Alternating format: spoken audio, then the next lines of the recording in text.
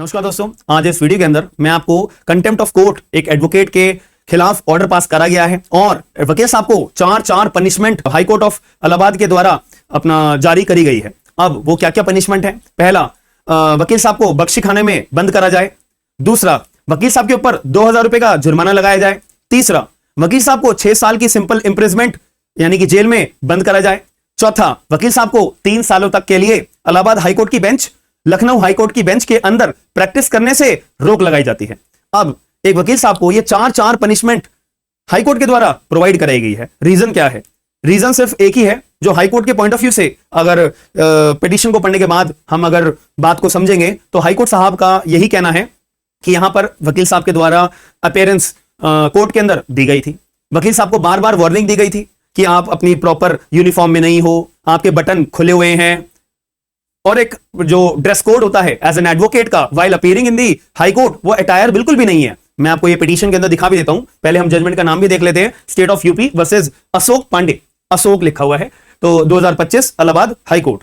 ठीक है जी। तो यहां पे क्या हुआ था कि एक वकील साहब थे जिन्होंने अपना इम्प्रॉपर अटायर पहना हुआ था। ठीक है, इम्प्रॉपर अटायर उन्होंने पहना हुआ था और कोर्ट ने एडवाइस भी करा कि वकील साहब आप अपनी प्रॉपर ड्रेस में नहीं हो। तो उस केस में यहां पर वकील साहब के द्वारा आर्गुमेंट करी गई कि जज साहब यहां पे आप ही बता दो कि डिसेंट ड्रेस कोड क्या होता है।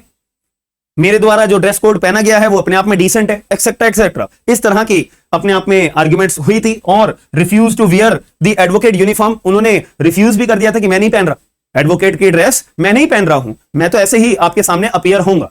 तो इस बात को लेते हुए और यहां पे हाई कोर्ट के द्वारा यह भी बोला गया है कि वकील साहब के द्वारा डिस्टर्बेंस क्रिएट करा गया, वकील साहब के द्वारा एब्यूजिव लैंग्वेज का इस्तेमाल करा गया, वकील साहब के द्वारा यह बोला गया कि भाई जो जजेस हैं वो बिहेव कर रहे हैं गुंडों की तरह, वकील साहब जो बिहेव कर रहे हैं वो गुंडों की तरह। अब ये अगर हम बात को गौर करेंगे तो इस केस में हाई कोर्ट के द्वारा ऑर्डर पास करा गया कि अभी दोपहर के 3 बजे तक वकील साहब को बख्शी खाने में बंद कर दिया जाए।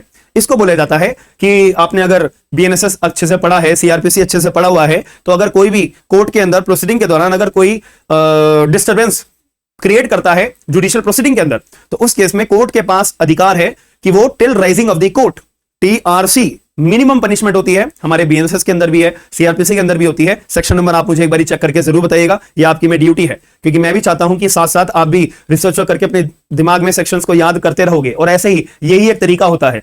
ठीक है जी। तो टीआरसी होती है, तो उसका मतलब ये होता है कि जब तक कोर्ट बैठा है तब तक किसी भी व्यक्ति को बंद करने का ऑर्डर पास किया जा सकता है। अब वो बंद करने का मतलब कोर्ट में भी अपनी जेल होती है, इसको बोलते हैं बख्शी खाना। अगर आप लोगों के अगर डिस्ट्रिक्ट कोई भी, आप इंडिया में से कोई भी जगह में से वीडियो देख रहे हो, तो अगर मैं दिल्ली की बात करूं, हरियाणा की बात करूं, तो हमारे में बख्शी खाना एक लोकल शब्द होता है जो यूज करा जाता है कि जब सेंट्रल जेल से एक्यूज लोगों को जब कोर्ट में अपीयर करने के लिए लाया जाता है तो उनको डायरेक्ट जेल में सेंट्रल जेल से निकाल के सीधा जज साहब के सामने पेश नहीं किया जाता, बल्कि उनको कोर्ट के अंदर जो जेल होती है वहीं पे बंद करके रखा जाता है, उसको बोलते हैं बख्शी खाना। तो वहीं पे ही टीआरसी की भी पनिशमेंट अपना इंपोज करी जाती है। तो इस केस में यहां पर हाई कोर्ट के द्वारा जब ये सब चीजें देखी गई, ये सब चीजें देखने के बाद हाई कोर्ट ने ऑर्डर करा कि अब इन वकील साहब को 3 बजे तक, यहां पे लिखा हुआ है ना, 3 बजे तक बख्शी खाने के अंदर बंद करा जाए। He was order to be kept in the custody. अब ये केप्ट इन दी कस्टडी का मतलब होता है कोर्ट की कस्टडी, कोर्ट के अंदर जो बख्शी खाना होता है वहां पे 3 बजे तक बंद करके रखा जाए। 3 बजे के बाद हम फिर आगे की सुनवाई करेंगे। ये इसलिए करा जाता है कि जैसे कि मान लेते कोई व्यक्ति जो है थोड़ा सा गुस्से में हो जाता है या कुछ ऐसे शब्द बोल देता है जो कोर्ट में कभी बोलने नहीं चाहिए, तो ऐसे केस में कोर्ट जो है कामली होके बख्शी खाने में भेज देते हैं कि ताकि थोड़े टाइम के लिए, थोड़े घंटों के लिए वो वहां पे रहेगा, उसका दिमाग थोड़ा शांत होगा, तब हम उस व्यक्ति की अपॉलॉजी अगर वो देना चाहता है, अपॉलॉजी हम उसकी एक्सेप्ट करने के बाद में उसको छोड़ देंगे। थोड़ा फाइन लगाना हो, उस फाइन लगाने के बाद में हम छोड़ देंगे, वगैरह वगैरह। तो वही हाई कोर्ट के द्वारा ये सब जब आर्ग्यूमेंट हो रही थी, abusive language, disturbance, etcetera etcetera, जो पिटीशन के अंदर बातें लिखी हुई हैं, तो वकील साहब को बोला कि हाँ जी अब उनको बुलाओ 3 बजे के बाद। अब उसके बाद में वकील साहब के द्वारा ऐसा पिटीशन में साफ लिखा हुआ है कि वकील साहब ने कोई भी अपॉलॉजी नहीं मांगी, ऊपर से जज साहबों को, जजेस को ही अपना प्रोसेस जो पहले यूज कर रहे थे अभी भी वही यूज कर रहे थे। एट द एंड जो इलाहाबाद हाई कोर्ट के द्वारा मजबूरन उनको क्या करना पड़ा, पहली पनिशमेंट तो दे चुके थे बख्शी खाना की, ऊपर से ऑर्डर करा कि ये क्रिमिनल कंटेम्प्ट है, ऊपर से आपने पहले भी बहुत बार अपने बटन खुले हुए और प्रॉपर ड्रेस में आप नहीं आते हो एडवोकेट की, आप बहुत बार अपीयर हुए हो और बहुत बार आपको टोका भी गया है इस चीज के लिए, तो ऐसे केस में उनको 2,000 रुपए जुर्माना, 6 महीने की simple imprisonment, plus you are debarred from practising as an advocate for 3 years in the Allahabad high court bench and Lucknow high court bench. हम इसका पैरा नंबर 33 पढ़ेंगे ना, तो ये पनिशमेंट आपको वहां देखने को मिलेगी।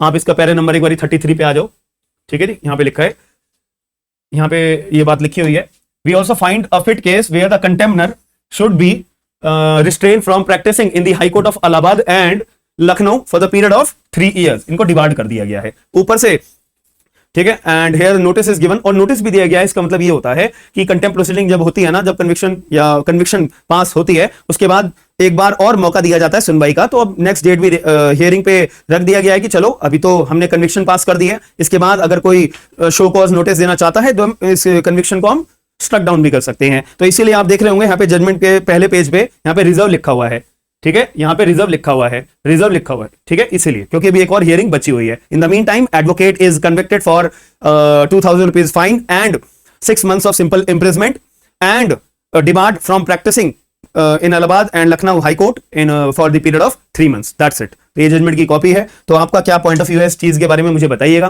कि यहाँ पे गलती एक्चुअल में किस चीज की हो सकती है। हो सकता है कि एक बटन अपना खोल के रखना शायद जज साहब को पसंद नहीं आया होगा। उस टाइम पे एज एन एडवोकेट हमारी क्या ड्यूटी है कि हम जज साहब की बात को माने और कोऑपरेट करें कि हाँ आई अपोलोजाइज ऑनरेबल जजेस, मैं ये बटन बंद कर लेता हूं। देन आपको अपना जो प्रोसीडिंग, जो आपका मेन टारगेट है अपने क्लाइंट को रिलीफ दिलाने का, वो आप कंटिन्यू रखिए। बट हो सकता है कि हीट ऑफ द मूवमेंट दोनों साइड से रहा होगा, बट ऑब्वियसली बात है जजेस have the more power then the advocate. Then जजेस ने अपनी पावर का इस्तेमाल करके जो उनको गलत दिखा कि हाँ ये गलत है कोर्ट रूम के अंदर, कि अगर हमने एक एडवोकेट को ये जाने दिया तो ऐसे ही बहुत सारे एडवोकेट्स ऐसे ही अटायर के अंदर आ जाएंगे, बटन खोल के आने शुरू हो जाएंगे वगैरह वगैरह। तो इससे गरिमा वकीलों की भी, गरिमा कोर्ट रूम की भी थोड़ी सी टार्निश होती रहेगी, डिमिनिश होती रहेगी, ऐसा पिटीशन में भी लिखा हुआ है। तो इसलिए फैसला लिया है, ये आपके ऊपर है कि आप अपने पॉइंट ऑफ व्यू कैसे दर्शाना चाहेंगे। कि आप लोग भी कोर्ट रूम्स में जाते हो तो इसमें ज्यादातर वकील लोग बहुत सिंसियर होते हैं, वकील लोग अपना बहुत प्रॉपरली ड्रेस्ड होते हैं, बट कुछ एक्सेप्शनल केस होते हैं कि एक वकील साहब के ऊपर ना बहुत बड़ा बर्डन होता है, क्योंकि एक हियरिंग केवल हाई कोर्ट के आगे नहीं होती है, उनके पास भतेरी जगह पे हियरिंग होती है, ठीक है। कभी एक कोर्ट में जाना है और कभी नेक्स्ट 1 घंटे के अंदर अंदर दूसरी कोर्ट में जाना है, जो दूसरी कोर्ट है 10-15 किलोमीटर है। तो उस ड्यूरेशन में हो सकता है कि जो अटायर है वो हमारा बिगड़ भी जाता है। इनफैक्ट मेरा भी बहुत ज्यादा बार बिगड़ जाता है। तो बट एक ड्यूटी भी होती है, मैं अपने साथ कॉम वगैरह भी रखता हूं, ताकि जब हम अपीयर हो रहे हैं तो हमारी ड्यूटी, हम कोर्ट के ऑफिसर हैं, तो उस टाइम पे हमारे को ये चीजों का ध्यान रखना चाहिए। आपका क्या मानना है कि हमारा जो ड्रेस कोड है वो जो पिटीशन के अंदर जजमेंट पास करा गया है उसके मुताबिक, प्लस आपका पर्सनल पॉइंट ऑफ व्यू के मुताबिक, प्लस आप भी कोर्ट में देखते होंगे, उसके मुताबिक आपका क्या मानना है एक बार कमेंट बॉक्स के अंदर जरूर बताएगा। और ये वीडियो के अंदर जो मैंने आपको बताई है चीजें समझ में आई है तो वीडियो को लाइक, शेयर, सब्सक्राइब और लोगों का अवेयर जरूर करिएगा। हम मिलते हैं नेक्स्ट वीडियो के अंदर। थैंक यू, धन्यवाद।